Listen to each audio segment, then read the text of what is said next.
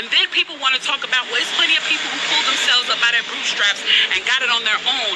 Why can't they do that? Let me explain to you something about economics in America. And I'm so glad that as a child, I got an opportunity to spend time at Push where they taught me this, is that we must never forget that economics was the reason that black people were brought to this country.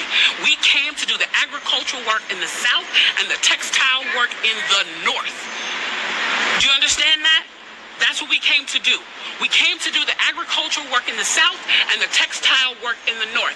Now, if I right now decided that I wanted to play Monopoly with you, and for 400 rounds of playing Monopoly, I didn't allow you to have any money, I didn't allow you to have anything on the board, I didn't allow for you to have anything, and then we played another 50 rounds of Monopoly, and everything that you gained and you earned while you were playing that round of Monopoly was taken from you. That was Tulsa, that was Rosewood. Those are places where we built black economic wealth, where we were self-sufficient, where we owned our stores, where we owned our property, and they burned them to the ground. So that's 450 years.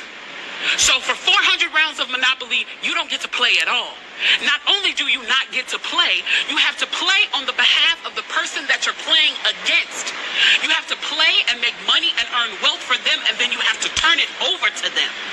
So then for 50 years, you finally get a little bit and you're allowed to play, and every time that they don't like the way that you're playing, or that you're catching up, or that you're doing something to be self-sufficient, they burn your game. They burn your cards. They burn your Monopoly money. And then, finally, at the release and the onset of that, they allow you to play, and they say, okay, now you catch up. Now, at this point, the only way you're going to catch up in the game is if the person shares the wealth, correct?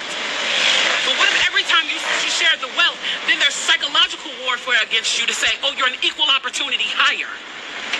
So if I played 400 rounds of Monopoly with you, and I had to play and give you every dime that I made, and then for 50 years, every time that I played, if you didn't like what I did, you got to burn it like they did in Tulsa and like they did in Rosewood, how can you win?